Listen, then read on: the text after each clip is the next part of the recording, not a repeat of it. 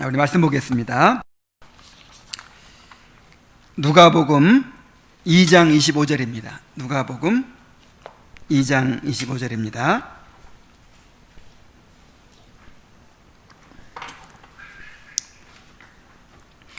자, 우리 한 목소리로 읽겠습니다. 자, 시작. 예루살렘에 시므온이라 하는 사람이 있으니 이 사람이 의롭고 경건하여 이스라엘의 위로를 기다리는 자라. 성령이 그 위에 계시더라. 아멘. 계속해서 그리스도의 여러 호칭들에 대해서 살펴보고 있습니다. 영혼의 의사이신 그리스도, 긍휼의 그리스도, 사랑스러우신 그리스도, 모든 나라의 보배이신 그리스도, 또 영광의 주 등 이렇게 우리가 살펴보고 있는데, 오늘은 참된 위로가 되시는 그리스도에 대해서 살펴봅니다. 우리 안에 그리스도가 계시다는 것은 우리가 무한한 위로의 근원을 가지고 있다는 것을 의미합니다. 우리가 어떤 상황이 있더라도, 어떤 고통과 슬픔이 있더라도 능히 그것을 위로할 수 있는 그런 위로의 셈이 우리 안에 있다는 것입니다. 여러분, 그것을 믿습니까? 아직 그 위로를 누리지 못해서 그렇지, 실제로 그리스도께서 위로하지 못할 문제가 없습니다. 어떤 문제가 있든지, 어떤 상황이 있든지, 그 모든 고통과 슬픔 가운데서 그리스도는 능히 우리를 위로하시고 또 기쁨과 평안을 누리게 하실 수 있습니다. 오늘 말씀을 통해서 우리의 참된 위로이신 그리스도를 더 깊이 알게 되고 그 위로를 점점 더 깊이 체험해가는 그런 성도들이 되기를 바랍니다. 먼저 본문을 설명합니다. 본문에서 그리스도는 이스라엘의 위로라고 표현되고 있습니다. 시므온이라는 사람이 있었는데, 시므온은 의롭고 경건하여 이스라엘의 위로를 기다리는 자였습니다. 그는 성령께로부터 죽기 전에 그리스도를 보게 될 것이라는 그런 계시를 받았어요. 그리고 그가 바라던 대로 그분을 직접 보게 되었습니다. 어느 날 성전에 들어갔다가 마침 그때 마리아가 아기 예수를 안고 이제 결례를 행하러 온 거예요. 그 아기 예수가 수천 년 동안 선지자들 통해서 약속된 이스라엘의 위로인 그 그리스도라는 사실을 누가 알았겠습니까? 그런데 성령께서 계시를 주셔서 보게 하신 거예요. 그래서 마리아가 안고 가는 아이를 자기가 받아 안고 바라보면서 감격스럽게 하나님을 찬양합니다. 주제여, 이제는 말씀하신 대로 종을 평안히 놓아주시는도다. 내 눈이 주의 구원을 보았사오니 라고 찬양을 했어요. 이제 그의 평생의 갈망이 이루어진 것입니다. 이제 더 이상 그에게 바랄 것이 이제 없는 것입니다. 약속된 메시아를 봤어요. 하나님께서 자신에게 약속하신 모든 것이 이제 실현된다는 그런 확증을 얻은 것입니다. 그는 소망을 가지고 기뻐하며 삶을 마칠 수 있었을 것입니다. 본문은 바로 그리스도와 그를 바라는 신자를 묘사하고 있습니다. 그리스도를 신자의 위로로, 또 신자를 그 위로가 되시는 그리스도를 기다리는 자로 묘사합니다. 구약의 경건한 신자들은, 시므온도 이제 구약의 인물이죠, 말하자면. 이 구약의 경건한 신자들은 하나님의 약속대로 그리스도께서 오시는 날을 간절히 바라고 기다렸습니다. 그러니까 그 사람들의 유일한 위로가 뭐예요? 그리스도예요. 그리스도가 오면 이제 자신의 모든 바라던 것들이 이루어진다고 생각한 거예요. 구원이 이루어진다고 생각한 거예요. 그리스도만 오시면 모든 것이 해결된다고 생각한 것입니다. 자, 맞습니까? 그렇죠? 그리스도가 모든 죄로부터 또 그 죄의 열매들로부터 우리를 건지시는 분이시잖아요. 그리스도가 완전한 해답이 되시는 것입니다. 그리스도가 완전한 위로가 되시는 것입니다. 이것은 오늘 우리에게도 마찬가지입니다. 그리스도가 우리가 바라는 유일한 위로가 되십니다. 그런데 성경은 또한 성령을 위로자, 즉 이 보혜사, 파라클레토스라고 부릅니다. 이 파라클레토스라는 말은, 보혜사라는 말은 이 곁에서 돕는 자, 위로자, 대언자, 뭐 이런 뜻이 있어요. 그러니까 곁에서, 우리 곁에서 우리를 도와주시는데 어떻게 도와주십니까? 우리를 위로해 주세요. 그리고 우리를 변호해 주세요. 우리를 대언해 주세요. 하나님 앞에서. 자, 그래서 성령은 보혜사라고도 하고 위로자라고도 합니다. 위로자. 자, 그리스도가 우리의 유일한 위로라고 했는데 또 누가 위로자예요? 성령께서. 주님은 성령님에 대해서 그가 내 것을 가지고 너희에게 알리겠음이라고 말씀하셨습니다. 이 말씀은 위로의 근거로 그리스도를, 자, 누구 것을 가지고? 내 것을 가지고. 그러니까 위로의 근거는 누구예요? 그리스도죠.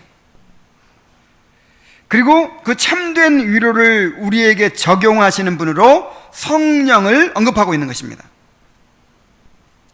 그래서 성령님을 또한 위로자라고 부르는 거예요.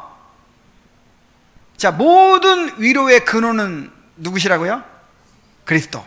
그런데 그 위로가 되신 그리스도를 우리에게 드러내시고 적용하시는 분이 성령님이시죠. 그래서 성령이 또한 또 다른 보혜사인 거예요. 또 다른 보혜사.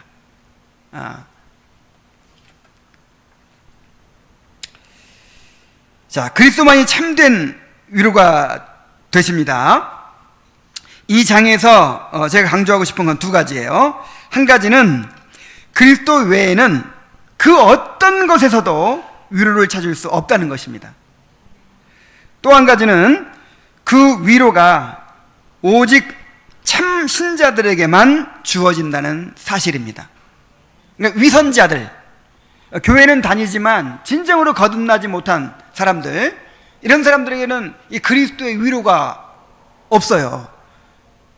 물론 이제 어떤 인간적인 위로 뭐 이런 것은 있겠죠. 그러나 그리스도께로부터 오는 그런 영혼의 위로는 누구만 누려요? 참된 신자들만 누리게 되어 있습니다. 빌립보 3장 3절 한번 같이 읽습니다. 시작. 하나님의 성령으로 봉사하며 그리스도 예수로 자랑하고 육체를 신뢰하지 아니하는 우리가 곧 할례파라. 이 할례파라는 말은 이제 그 유대주의자들이 자신들이 할례 받았으니까 자기들이 진짜 하나님의 백성이다 이렇게 주장했잖아요. 이제 그것을 대응해서 한 말이에요. 그러니까 할례파라는 말은 진짜 하나님의 백성이라는 뜻이죠. 진짜 하나님의 백성. 자, 누가 진짜 하나님의 백성이에요? 하나님의 성령으로 봉사하며 그리스도 예수로 자랑하고 육체를 신뢰하지 아니하는 사람들이 진짜 할례파야. 진짜 그리스도인, 진짜 하나님의 백성들이에요.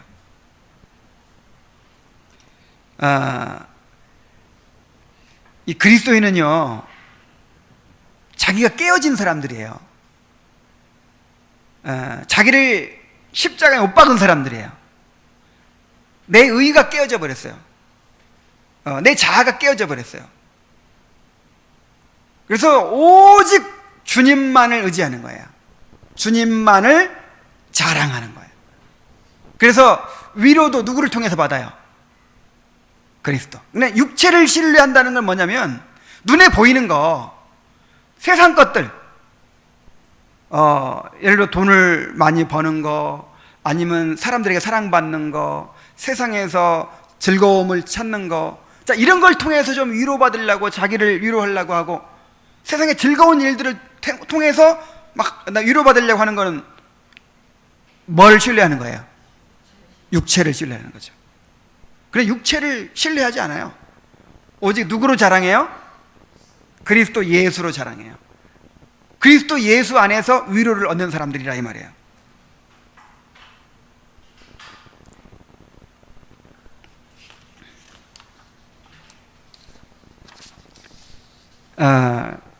이렇게 그리스도를 자신의 위로로 삼고 간절히 바라는 사람들만이 그리스도로부터 위로를 누릴 수가 있는 것입니다. 자, 그렇다면 그리스도께서 위로가 된다는 것은 무슨 뜻입니까? 자, 신자들에게 있어서 위로는 심령의 힘을 북돋는 것을 의미합니다. 자, 위로가 뭐예요? 우리 심령의 힘을 북돋는 거예요. 우리가 힘이 빠질 때가 있죠. 힘이 빠지고 연약해지고 낙심하고 또 슬픔에 빠지고 우울해지고 공허해지고 낭망이 되고 이럴 때가 있잖아요. 그럴 때 우리 영혼의 힘을 다시 북돋워 주는 거, 이거를 이제 위로라고 합니다. 그래서 심령의 힘을 얻고 두려움이 없어지며 모든 악에 대항하여 강하게 싸울 수 있는 그런 상태가 되는 거예요. 그런데 사람들이 추구하는 위로에는 세 종류가 있습니다. 본성적 위로, 죄악적 위로, 영적 위로, 이렇게 세 가지가 있어요. 자, 위로가 몇 가지? 자, 맨 처음에 뭐? 본성적인 위로, 그 다음에 죄악적인 위로, 그 다음에 영적인 위로. 이거 잘 기억해 두세요. 본성적인 위로가 뭡니까? 하나님의 피조물들을 통해서 우리의 본성적 심령이 누리는 위로입니다. 가령 사도행전 14장 17절에 보면은 너희에게 하늘로서 비를 내리시어 결실기를 주시는 선한 일을 하사 음식과 기쁨으로 너희 마음에 만족하게 하셨느니라. 여러분, 세상 예수 믿지 않은 세상에도 기쁨이 있어요, 없어요? 있어요. 위로가 있어요, 없어요? 있어요. 예를 들어서 비가 잘 내리고 햇빛이 잘 쏘여서, 햇빛을 잘 쬐어서 곡식들이 잘 자라서 아주 풍성한 추수를 한 거예요. 풍년이에요, 풍년. 너무 기쁘죠. 맛있는 음식을 먹고 좋은 옷을 입고 좋은 데 여행도 가고 구경도 하고, 자, 이런 기쁨이 있어요, 없어요? 있어요. 그래서 요즘 휴가들 얼마나 많이 갑니까? 자, 이런 데서 누리는 위로와 기쁨, 이게 무슨 위로? 본성적 위로. 다시 말해서 일반 은총에 속한 위로라 이 말이에요. 일반 은총에 속한 위로.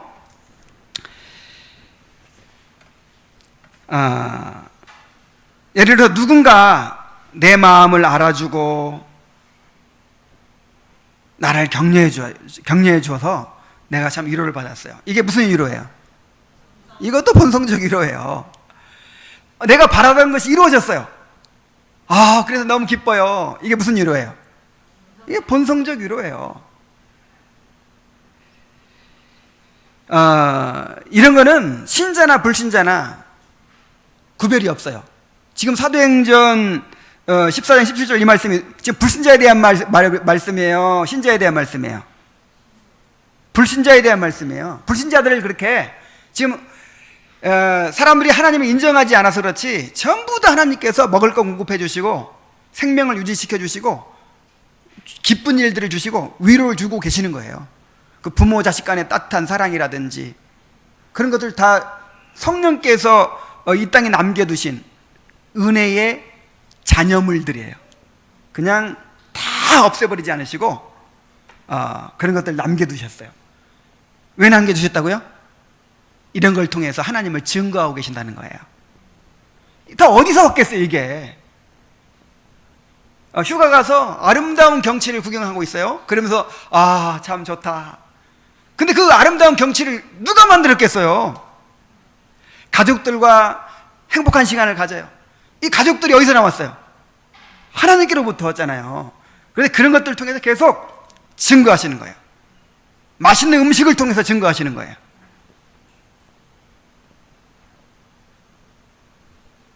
그런데 이 본성적 위로는 한계가 있습니다. 한계가. 우리 영혼은 채워주지 못해요. 이 본성적 위로는요 끊임없이 목말라요.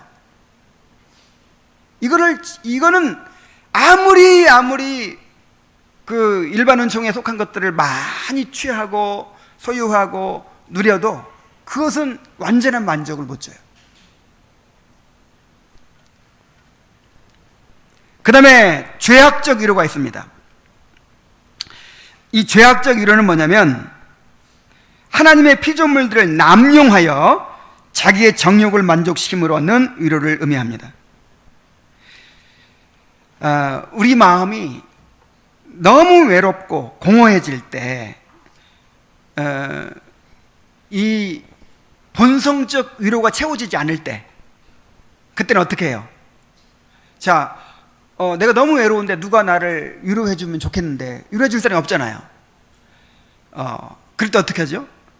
자기 스스로 이제 나를 위로하려고 하는데 뭘 통해서 위로합니까? 술 한잔 하는 거죠. 아니면 어떤 성적인, 그러니까 이렇게 공허하고 허무하고 막 그럴 때는 좀 더 강한 자극이 필요해요. 그래서 어떤 성적인 것을 이제 추구한다든지 음란물에 중독이 된다든지. 예.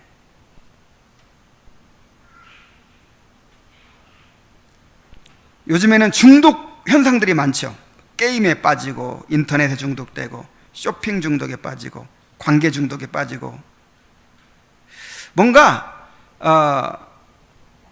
이런 죄악적인 이런 이제 수단을 동원해서 나를 위로하려고 하는 거. 이게 무슨 위로? 죄악적인 위로. 자, 이 죄악적인 위로가 만족이 될까요, 안 될까요? 본성적인 위로도 목마르거든요. 끊임없이 목말라요. 그런데 죄악적인 위로는 목마른 정도가 아니고 깊은 죄책감을 남기고 깊은 허무감을 남기고 더 목마르게 만들어요. 그래서 이제 중독을 가져오는 거예요. 더 죄를 짓게 만드는 거죠. 그리고 여기 중요한 것이 한 가지 있는데, 여러분, 본성적 위로가 죄예요, 아니에요? 죄가 아니죠.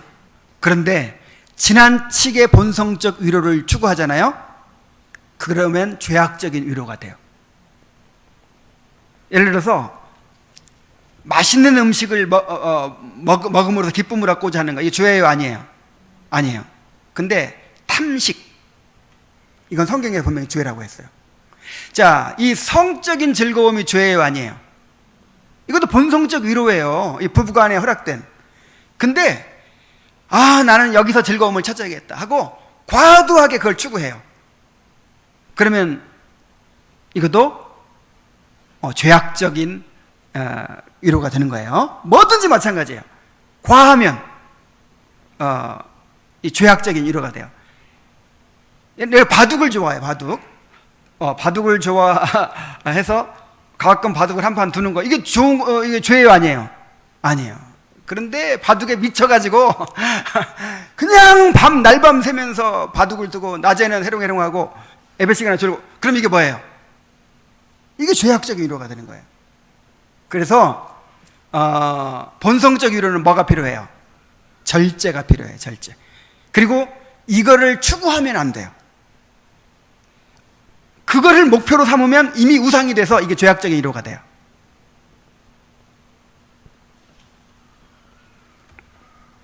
자, 이게 중요합니다. 그것이 선한 것이라 할지라도 내 살 길은 바로 여기에 있다, 내 행복은 여기에 있다 하면서 그 자체를 막 이렇게 추구하면 그것이 우상이 되고 그것이 뭐가 돼요? 죄악적인 위로가 된다 이 말이에요. 자, 그 다음에 영적인 위로가 있습니다. 영적인 위로는 믿음을 통해서 영혼이 그리스도 안에서 평안과 기쁨을 누리는 것을 말합니다. 그리스도께로부터 오는 위로, 이게 무슨 위로? 영적인 위로. 그러니까 교회에서 누리는 위로는 다 영적인 위로가 그거 아니에요. 예를 들어서 교회에서 뭐 이렇게 함께 소그룹 모임을 갖고 막 이렇게 어울리고 하면 굉장히 이렇게 기분이, 마음이 위로가 되죠. 기분이 좋아지죠. 막 뭔가 이렇게 충만감이 생기죠. 이게 본성적 위로예요. 뭔가 말씀을 통해서, 그러니까 이 교제 가운데서도 그리스도를 바라보게 되고, 그리스도를 더 붙잡게 되고, 그런 교제가 있겠죠. 그럼 그게 이제 영적인 위로가 되겠지만, 뭔가 그리스도께로부터 오지 않는 그런 위로는 그냥 본성적인 위로예요. 이걸 잘 구분해야 됩니다. 일반 은총에 속한 것과 정말 특별 은총에 속한 그런 위로를 구분해야 돼요. 다시 말씀드리면 영적인 위로는 무엇을 통해서? 믿음을 통해서 영혼이 그리스도 안에서 평안과 기쁨을 누리는 것을 말하는 것입니다. 자, 이러한 위로만이 우리 영혼을 만족시키는 진정한 위로가 됩니다. 우리는 오직 영적인 위로를 추구해야 합니다. 자, 이 세 가지 위로 다시 말해 봅시다. 무슨 위로? 본성적인 위로는 어떻게 해야 된다고요? 절제. 절제가 필요하다. 그러니까 지나치게 본성적인 위로를 추구하면요, 뭐가 가리워져요? 이제 그리스도가 감추어져 버려요. 그래서 이거는 오히려 절제가 필요하고, 때로는 하나님께서 일부러 이거를 금하시기도 해요. 그리스도를 붙잡도록. 그래서 이건 절제가 필요하고, 그 다음에 죄악적인 위로는 금해야 되는 것이고, 영적인 위로는 간절히 갈망해야 합니다. 이 영적 위로는 오직 그리스도께로부터 옵니다. 그리스도 안에 있는 의와 용서, 은총, 그리고 영광의 소망이 신자들을 실질적으로 위로하는 영속적인 근거가 되는 것입니다. 자, 그리스도 안에 우리에게 필요한 모든 은혜가 있어요. 그리스도 안에 의가 있고, 용서가 있고, 또 모든 구원의 은혜가 있고, 영광의 소망이 다 있죠. 그런데 성령께서 그것을 우리에게 적용시키시는 거예요. 그렇게 해서 얻어지는 위로를 영적 위로라고 하는 것입니다. 근데 무엇을 통해서 우리에게 적용시키죠? 말씀을 통해서, 주로 말씀을 통해서, 말씀이 선포될 때 그 말씀을 통해서 성령이 빛을 비춰주심으로 이제 그리스도 안에 있는 참된 용서와 또 의와 또 구원의 은혜들, 영광의 소망, 이런 것들을 이제 우리가 누리게 되는 거예요. 그것이 영적인 위로입니다. 자, 그러나 그러한 위로의 근거를 자신의 것으로 소유하고 참여하지 않으면 누구도 그것으로 위로를 받을 수가 없습니다.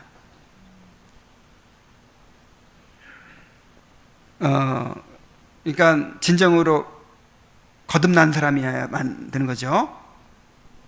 그리고 거듭나서 정말 그리스도를 갈망하는 그런 사람이 받을 수 있다는 거죠. 자, 우리의 영혼을 위로하시고 우리가 불안해하는 모든 것들을 제거하실 분은 오직 그리스도이십니다. 그리스도는 우리에게 위로가 되는 모든 것을 가지고 계십니다. 그리스도 안에 있는 용서는 정죄 아래에 있는 자들에게 큰 위로가 됩니다. 그리스도의 의는 성령 안에서 신자들의 평강과 희락이 되십니다. 예를 든 거예요. 그리스도는 우리에게 위로가 되는 모든 것을 가지고 계십니다. 이거 믿는 사람들이 예수 믿는 사람이에요. 그러니까 예수 믿는다고 할 때 사람들이 어떻게 예수를 믿어요? 이걸 안 믿어요. 이거를. 자, 뭐만 믿냐면 예수님이 나를 위해 십자가 달려 죽으심으로 내가 지옥에서 천국 가게 해주셨다. 이거만 믿어. 그리고 예수님이 나의 행복이 되신다는 사실, 예수님이 내가 바라는 위로가 되신다는 사실, 예수님 안에 내가 추구하는 즐거움이 있다는 사실, 이건 안 믿어요. 그러니까 천국 가기 위해서는 예수님 의지하고, 그 다음에 내가 즐겁기 위해서는 뭘 의지해요? 이제 본성적인 위로, 죄악적인 위로를 추구하는 거죠. 예수 믿는다고 할 때는, 예수님이 나의 구원자라고 할 때는, 이 구원이라는 말이 굉장히 범위가 넓은 말이에요. 모든 것에서 건지시는 분이에요. 그러니까 달랑 그냥 지옥에서 천국 데려다 놓는 그런 구원이 아니고, 우리의 모든 죄와 비참의 상태로부터 우리를 완전히 건지시는 거예요. 우리의 행복이 되시고, 우리의 만족이 되시고, 우리의 즐거움이 되시고, 우리의 평안이 되시고, 우리의 화평이 되시고, 우리의 모든 것이 되신다는 것을 믿는 것이 예수 믿는 것입니다. 여러분, 그런 믿음이 있습니까? 그래야, 이런 믿음이 있어야 딴 데서 안 찾고 그리스도 안에서 즐거움을 찾죠. 그리스도 안에서 위로를 찾죠. 자, 그리스도는 어떻게 위로가 되십니까? 자, 그리스도가 어떻게 우리의 위로가 되시는지를 구체적으로 살펴봅니다. 자, 그리스도 안에서 받는 위로는 하늘의 영광에 대한 소망과 기대감으로 시작됩니다. 하나님의 영광을 바라고 즐거워하느니라 그랬고, 이 비밀은 너희 안에 계신 그리스도시니 곧 영광의 소망이니라 그랬어요. 그러니까 그리스도 안에서 우리에게 주어지는 모든 구원의 은혜와 장차 누리게 될 영원한 영광을 바라보는 데서 위로가 시작된다는 거예요.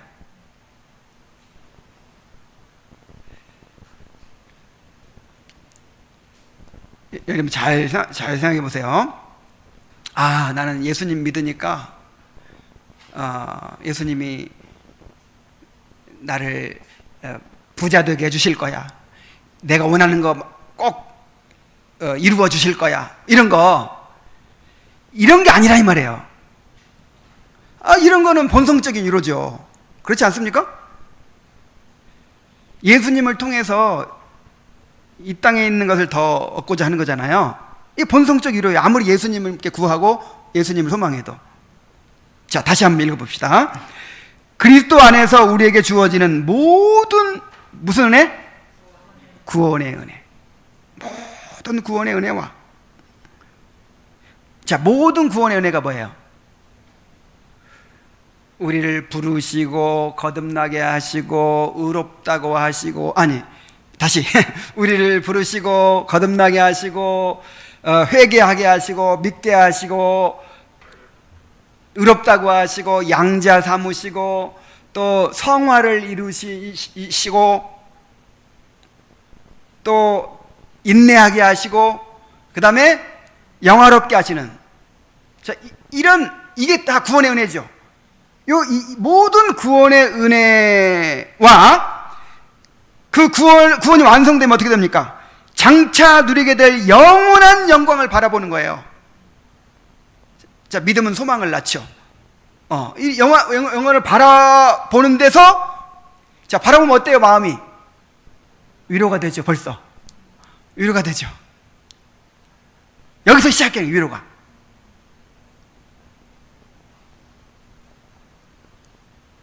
이렇게 소망과 기대감으로 시작된 그리스도의 위로는 신자들이 가지고 있는 모든 불안감을 제거하는 단계로 나아갑니다. 우리의 고통과 슬픔을 제거하심으로 우리 영혼을 평안하게 하시는 것입니다. 자, 한 사람이 구원받았어요. 자, 구원받으니까 어떤 소망과 기대가 생긴다고요? 이제 구원은 시작이잖아요, 시작. 자, 구원의 은혜가 지금 시작됐죠? 계속해서 이제 우리를 거룩하게 하실 것이고, 또 우리 구원을 완성해 가실 것이고, 결국 영화롭게 하실 거잖아요. 요 구원의 은혜들을 이제 기대한단 말이에요. 그리고 장차 누리게 될 영광을 내가 소유하고 누리게 된다는 사실을 바라본단 말이에요. 그러니까 이제 위로가 시작이 됐어요. 이게 위로가 커가면서 우리 안에 있는 고통과 슬픔을 이제 제거하신다는 것이죠. 우리 안에 죄로 인한 그런 고통과 슬픔의 그런 슬픔이 있으면, 그래서 그것 때문에 고통스러운 거잖아요. 그것 때문에 힘든 거잖아요. 그죠? 그래서 그런 것들을 이제 제거해 나가기 시작한다는 거예요. 자, 먼저 죄야말로 신자들에게 가장 큰 고통의 짐이 아닙니까? 여러분, 이것을 깨달아야 됩니다. 여러분의 인생이 왜 이렇게 행복하지 못할까요? 왜 이렇게 슬플까요? 왜 이렇게 고통이 많을까요? 왜 이렇게 허무할까요? 왜 이렇게 공허할까요? 왜 이렇게 참 비참할까요? 자, 이 모든 원인이 어디서 비롯된 거예요? 죄예요, 죄. 그래서 바울 사도는 이렇게 탄식하죠. 오호라, 나는 곤고한 사람이로다. 이 사망의 몸에서 누가 나를 건져내랴? 누가 건져내십니까? 그리스도께서 건져내십니다. 그리스도 안에 죄로 인한 고통과 슬픔을 씻어내는 완전한 위로가 있습니다. 그리스도의 피를 통한 완전한 공의의 완성, 이게 뭡니까? 칭의죠, 칭의. 그 다음에 성령님의 거룩해 하심, 이게 뭡니까? 성화죠. 죄로부터 완전히 구원하시는 일, 이게 뭡니까? 영화죠.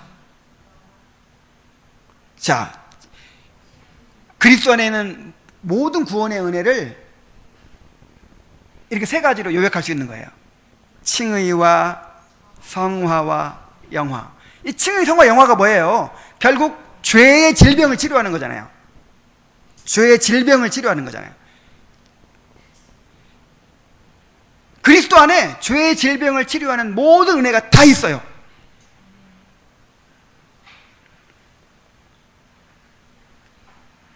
그래서 우리가 이제 그리스도와 교제를 누리죠. 그리스도와 은혜 가운데서 또 영광 가운데서 연합과 교제를 누리잖아요. 그 교제를 누린다는 게 뭐냐면 그리스도 안에 있는 그 구원의 은혜가 나에게로 흘러 들어오는 걸 말하는 거예요. 지금 흘러 들어오기 시작했죠. 그래서 계속해서 이 은혜가 이제 흘러 들어오는 거예요. 흘러 들어오면서 내 안에 있는 죄가 치료되는 거예요.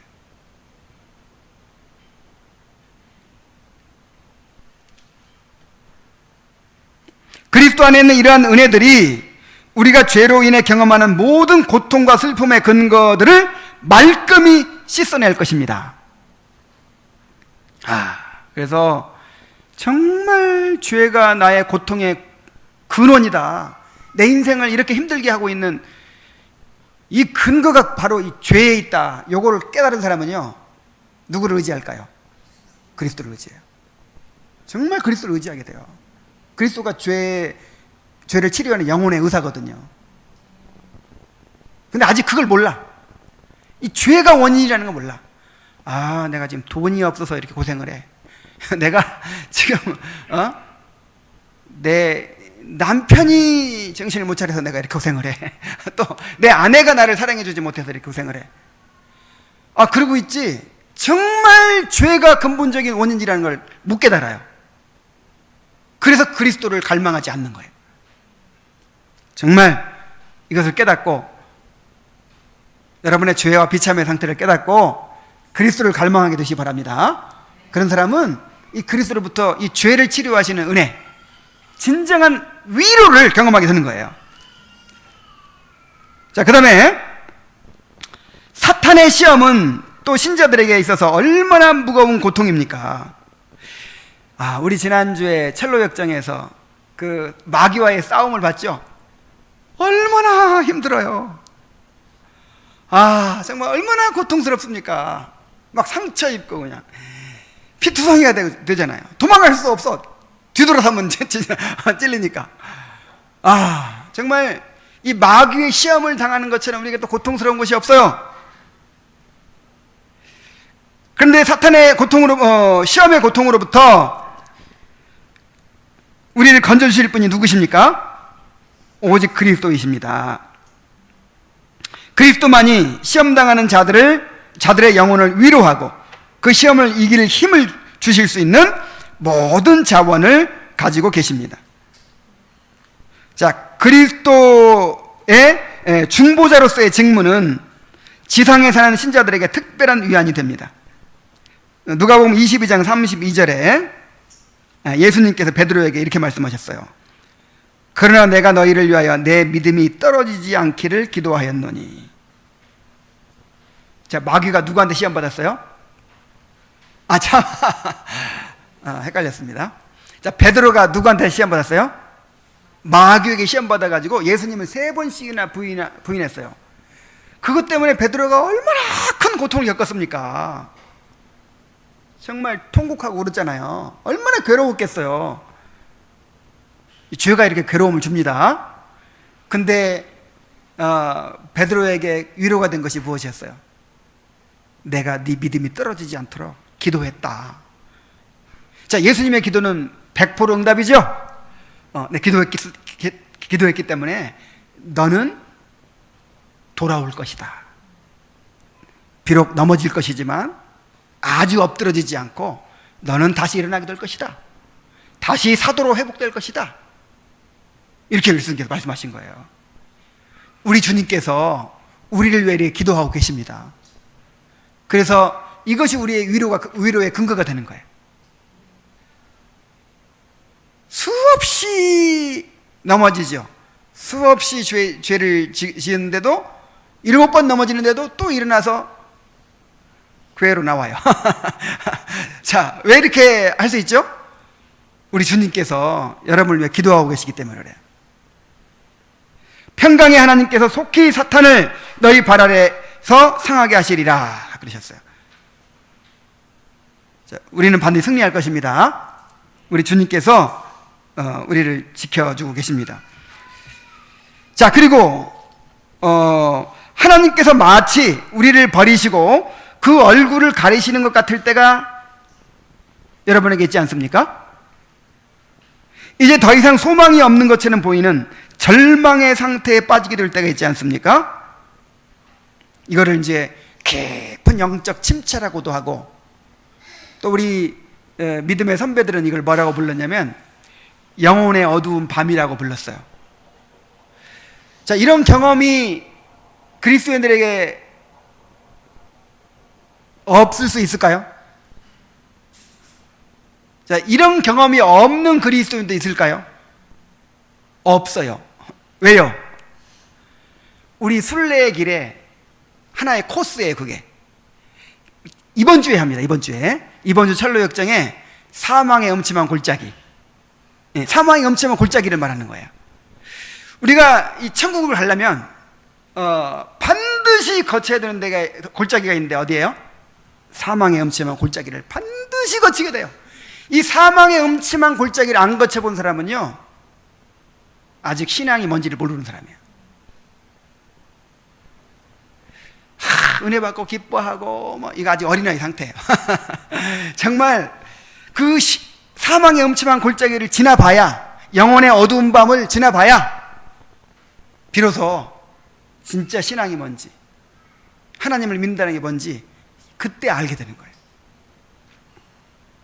시편 기자도 이렇게 고백했습니다.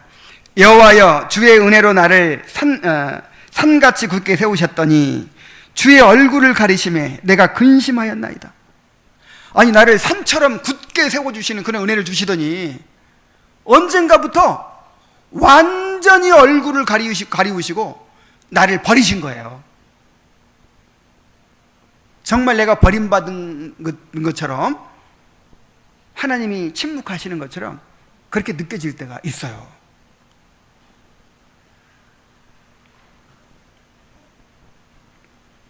이런 곤고함의 때에는 그리스도 말고 그 어떠한 것으로도 위로가 될 수 없습니다. 그리스도께서도 이런 경험이 있으셨어요. 이런 경험 정도가 아니죠. 하나님께로부터 가리우심을 당했잖아요. 버림받았잖아요. 그래서 우리의 마음을 누구보다 잘 아십니다. 그리스도께서는 하나님과 믿는 자들 사이의 연합은 결코 깨어지지 않을 것이라는 약속을 통해서 여러분을 위로하실 것입니다. 외적 은혜가 잠시 중단될 수 있지만 반드시 하나님께서 돌아오시어 여러분을 위로하실 것입니다. 자, 또 어떤 고통이 있습니까? 외적인 환난을 만나서 낙담하게 되는 것 역시 고통의 근거가 아닐 수 없습니다. 하나님이 우리를 징계하실 때 우리의 심령은 얼마나 낙담하게 되는지 모릅니다. 여러분, 징계할 때 살살 때리시던가요? 아프게 때리시던가요? 네, 아프게 때려야 내 효과가 있어요. 그래서 정말 하나님이 징계하실 때는요, 아파요. 그러나 그런 때에도 우리의 위로가 예수 그리스도 안에 있습니다. 주께서 그 사랑하시는 자를 징계하시고 그가 받아들이시는 아들마다 채찍질을 하심이니라 그랬어요. 하나님은 그리스도 안에서 이 모든 일을 합력하여 선을 이루신다라고 말씀하셨습니다. 하나님은 우리를 한없이 고난받게 하지 않으십니다. 그 선한 뜻이 이루어지면 더 이상의 환난은 없을 것입니다. 하나님이 우리의 눈물을 닦아주시고 우리를 위로해 주실 것입니다. 그래서 여러분, 징계를 만날 때, 매를 맞을 때 그리스도를 바라보십시오. 내가 그리스도와 함께 고난받는다, 이렇게 생각하세요. 반드시 하나님께서 그리스도를 통해서 계획하신 바가 있으시고 그 뜻이 이루어지고 나면 이제 고난도 끝날 것입니다. 하나님이 여러분의 눈물을 닦아주시고 위로해 주실 것입니다. 자, 그리스도 밖에는 참된 위로가 없다는 사실을 다시 한번 강조하고 싶습니다. 우리의 영혼을 위로할 수 있는 모든 것은 그리스도 안에 있습니다. 그리스도 밖에 있는 위로는 모두가 다 죽은 위로입니다. 무슨 위로? 죽은 위로예요. 그냥 위로 같지만 진정한 위로가 아니에요. 우리 영혼까지 채워줄 수 없는 위로예요. 그래서 목마른 거예요. 그래서 세상의 즐거움과 풍요로움, 영예와 건강, 여러 인간적인 관계들은 결코 영혼을 위로하지 못합니다. 그러나 그 어떤 고통과 슬픔도 그리스도의 위로 앞에서 사라지지 않을 것은 없습니다. 신자는 어떠한 고통 중에서도 위로받는 자가 될 수 있습니다. 그래서 근심하는 자 같으나 항상 기뻐하는 자가 될 수 있습니다. 그 결론은 이미 허다하게 입증된 것입니다. 이게 무슨 뜻이에요? 어떠한 고통과 슬픔 가운데 있더라도, 아무리 큰 환난 가운데 있더라도, 아무리 큰 괴로운 일을 당하고 있더라도 그리스도의 위로로 위로받지 못할 것은 있다 없다? 없다 하는 거예요. 자, 하박국을 보세요. 하박국. 비록 무화과나무가 무성하지 못하며 포도나무에 열매가 없으며 감람나무에 소출이 없으며 또 밭에 먹을 것이 없으며 우리의 양이 없으며 외양간에 소가 없을지라도, 그러니까 완전히 끝나버린 거죠. 완전히 더 이상 기대해야 할 것이 없는 절망 중에 절망이죠. 그런데 하박국이 뭐라고 고백합니까? 나는 여호와로 말미암아 즐거워하며 내 구원의 하나님을 인하여 기뻐하리로다. 이게 가능한 것이 그리스도의 위로예요. 바울을 보세요. 바울 육체의 가시를 가지고 있잖아요. 병들었잖아요. 그리고 나이는 늙었어요. 그런데 감옥에 갇혀가지고 언제 풀려날지 모릅니다. 이대로 죽을 수도 있는 거예요. 그런데 그 안에서 내 걱정합니까? 막 누구 원망합니까? 거기서 그냥 편지를 쓰면서 갑자기 은혜에 사로잡혀서 찬송을 불러요. 뭐 에베소서를 보든지 골로새서를 보든지 막 쓰다가 뭐 해요? 찬송을 불러요. 그러면서 항상 기뻐하라, 범사에 감사하라. 아무리 어려운 처지에 있어도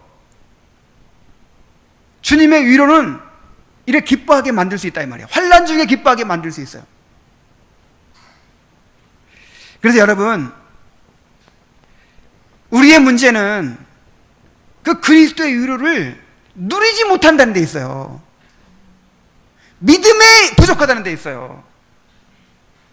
환경의 문제가 아니란 말이에요. 환경의 문제가.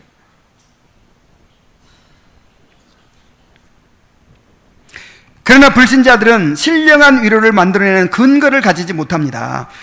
그들은 신령한 위로를 주는 그리스도와 그 언약들을 가지고 있지 않기 때문입니다. 그들은 피조물을 통해 기쁨을 얻고 피조물을 통해 기쁨을 누립니다. 그들의 얼굴은 기쁨으로 가득 차 있는 것처럼 보입니다. 그러나 그 기쁨은 그리 오래가지 못합니다. 그들의 마음속에는 알 수 없는 양심의 번민이 존재합니다. 웃을 때에도 마음에 슬픔이 있고 즐거움에도 근심이 있느니라. 어쩌면 그렇게 마음을 잘 표현해 줬는지 몰라요. 그들이 누리던 즐거움은 곤고한 날에 흔적도 없이 사라질 것입니다. 그러므로 그리스도 안에서 여러분은 위로를 추구해야 합니다. 여러분은 한순간이라도 풀이 죽어 있는 모습을 보일 이유가 없습니다.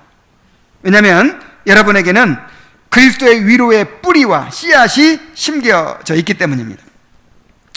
시편 97편 11절을 함께 읽어봅시다. 시작. 의인을 위하여 빛을 뿌리시고 마음이 정직한 자를 위하여 기쁨을 뿌리시는도다. 나는 이 말씀이 얼마나 그렇게 달콤한지 모르겠어요. 우리가 참 광야의 길을 가고 있잖아요. 고난의 길을 가고 있잖아요. 근데 항상 힘들어하고 지치고 슬퍼하고 이렇게 가게 하지 않으셨어요. 하나님께서 광야의 길에다가 뭘 뿌려 놓으셨어요? 빛을 막 뿌려 놓으시고 그 다음에 기쁨을 막 뿌려 놓으셨어요. 그래서 또 그 시편 84편에 보면은 시온의 대로를 갈 때 뭐가 막 나와요? 기쁨의 샘이 막 터진다 그랬어요. 그래서 기뻐하며 가게 하십니다. 즐거워하며 가게 하십니다.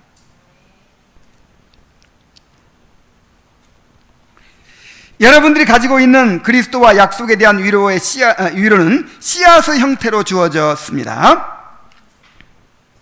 여러분이 설령 지금 그 위로들을 향유하고 있지 못할지라도 위로의 씨는 기쁨의 싹스를 틔울 것입니다.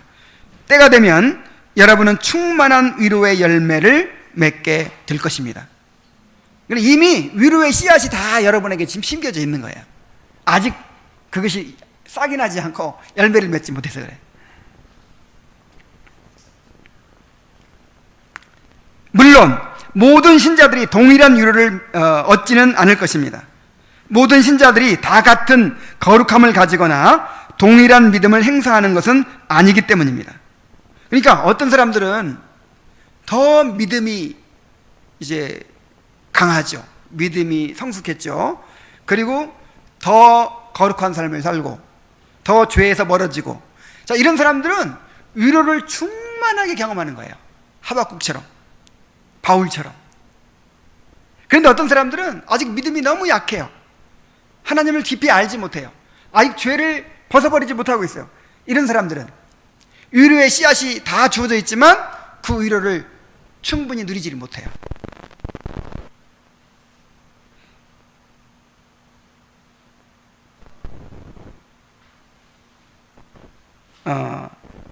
은혜 안에서 연약한 자들, 믿음에 있어서 가난한 자들, 부주의함으로 자주 하나님의 선하신 성령님을 근심시키며 자신의 양심을 상하게 하는 자들은 큰 위로와 기쁨을 경험하지 못합니다. 그러면서 양심은 신령한 위로가 부어지는 그릇이기 때문입니다. 그랬어요. 정말 멋진 말을 했죠. 우리의 양심은 신령한 위로가 부어지는 그릇이에요. 그래서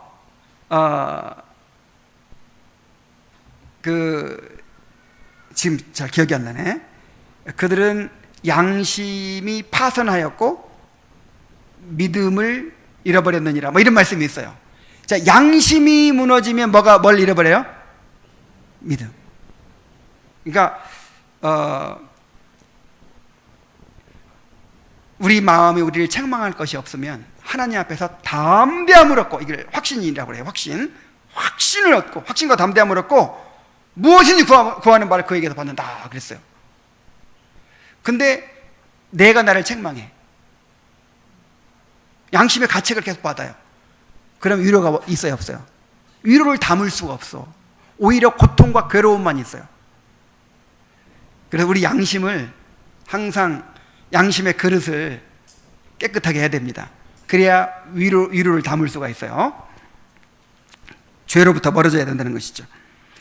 그리스도의 위로를 베푸시는 것은 성령의 주권적인 행사입니다. 성령님이 원하시는 대로 각 사람에게 베푸시는 위로의 분량과 때를 정하십니다. 그래서 이것이 또 성령의 주권에 달려있다는 것을 또 기억해야 됩니다.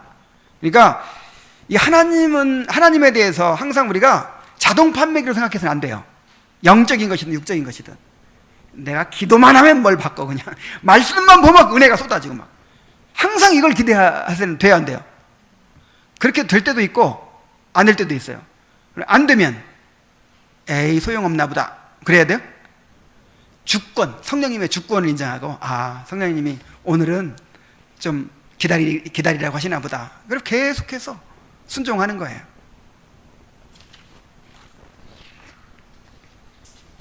자, 다시 한번 이 말씀을 강조합니다. 그리스도 예수로 자랑하고 육체를 신뢰하지 아니하는 우리가 곧 할례파라. 바로 이 말씀이 참된 신자들이 유지해야 될 삶의 자세입니다. 참된 신자는 자신의 위로를 위해서 그리스도께 한 발, 피조물에게 한 발을 놓는 식으로 행하지 않습니다. 여러분 스스로가 생수를 담아놓지 못할 웅덩이를 만들지 말아야 합니다. 우리 함께 읽어봅시다. 에레미야 2장 13절 시작. 내 백성이 두 가지 악을 행하였나니 곧 그들이 생수의 근원이 된 나를 버린 것과 스스로 웅덩이를 판 것인데 그것은 그 물을 가두지 못할 터진 웅덩이니라 그랬어요. 만일 여러분이 어떤 피조물을 자신의 위로의 샘 근원으로 삼으려 한다면 하나님께서는 분명 그 샘을 마르게 하실 것입니다. 육적인 사람들은 육적인 것을 먹고 삽니다. 하지만 영적인 사람들은 신령한 것을 먹으며 살아갑니다. 여러분은 어떠합니까? 육적인 것이 여러분의 마음의 만족과 위로가 됩니까? 그렇다면 여러분은 육적인 사람입니다. 모든 피조물들은 은혜와 위로를 위한 방편과 도구일 뿐입니다. 그 자체가 위로의 근거나 근원이 될 수 없습니다. 오직 그리스도만을 위로의 근거로 의지해야 합니다. 때로는 우리 성도들이 목사님 말씀에 은혜 받았다고 막 하고 또 뭐 대접하기도 하고 위로가 돼요. 아이고 위로가 되네 그러면서 그렇게 해서 기대하면 어떻게 될까요? 이제 내가 웅덩이를 파는 거죠. 여러분 이런 거를 추구해서는 안 되는 거예요. 이거는 이제 성령께서 주권적으로 선물로 주시는 것이지, 그리고 본성적인 내가 힘을 더 얻도록 주시는 것이지, 정말 내 영혼을 채우고 영혼에 힘을 주는 진정한 위로는 어디로부터 와요?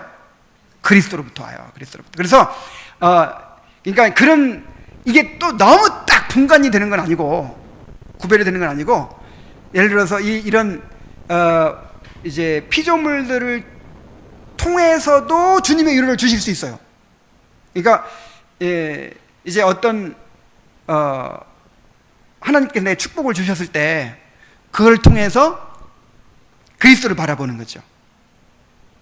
그리스도의 그러니까 전부 우리를 사랑하신다는 표거든요. 우리를 돌보시고 우리를 인도하고 계신다는 증거로 주시는 거거든요. 그래서 그럴 때마다 누굴 더 붙들어요? 그리스도를. 그런데 뭔가 축복을 딱 줬더니 이제 그리스도를 잊어버리는 거야.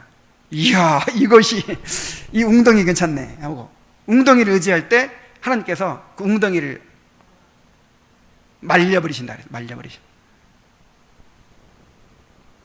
이게 은혜입니다. 말려버리시는 게 은혜예요. 난 진짜 말려버리시더라고요. 아, 요거 좀 의지해. 요것도 의지하고 그러면 그걸 말려버리세요. 이야, 이 성도 진짜 괜찮은 성도야. 이야, 이 사람만 믿으면 말려버려 그냥. 쫓아내버려.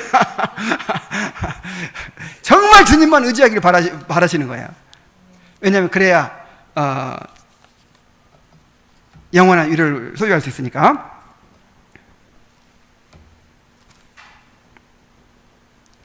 자, 여러분은 세상에서 가장 행복하고 위안 어린 삶을 살 수 있습니다.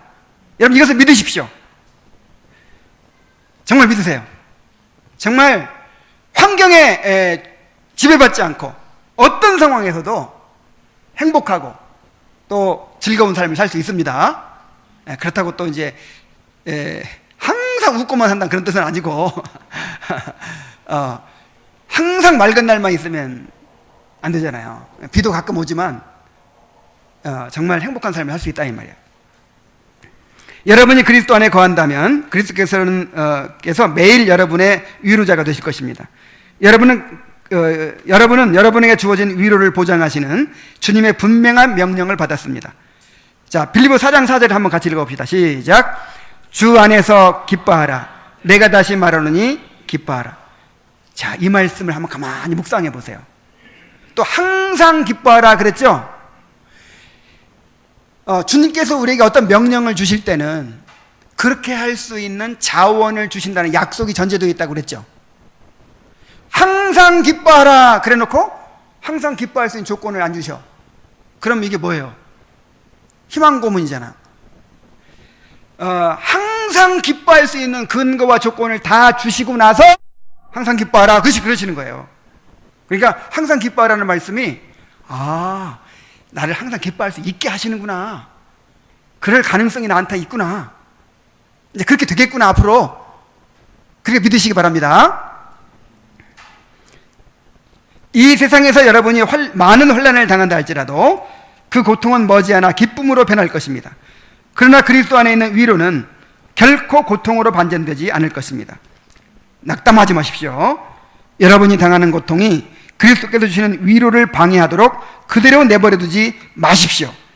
믿음의 원리대로 힘차게 나아가십시오. 하늘에 계신 아버지를 모시고 있는 사람은 지상에서 가장 기뻐할 만한 이유를 가진 자입니다. 여러분은 사망에 쏘는 것과 해하는 것으로부터 건짐받을 것입니다. 그것이야말로 여러분이 낙담하지 말아야 할 가장 최상의 이유가 되지 않겠습니까? 그리스도께 나아가십시오. 그리고 그리스도로부터 주어지는 참된 위로를 누리십시오. 기도하겠습니다. 하나님 아버지, 참된 위로가 되시는 그리스도를 소유하게 해주셔서 감사합니다. 우리가 그리스도를 모시고 있기 때문에 우리 안에는 어떤 고통과 슬픔도 위로할 수 있는 참된 위로의 샘을 가지게 된 것입니다. 하나님 아버지, 우리가 이 샘에서 물을 길어 마시게 하여 주옵소서. 죽은 위로, 세상의 위로를 구하지 않게 하여 주옵소서. 참으로 그리스도 안에 있는 우리 영혼을 채워줄 수 있는 완전한 위로를 구하고 또 그것을 점점 더 깊이 체험해 갈 수 있도록 인도하여 주셔서 우리가 환경에 흔들리지 않는 그런 견고한 그리스도인들이 될 수 있도록 인도하여 주시옵소서. 예수님의 이름으로 기도하옵나이다. 아멘.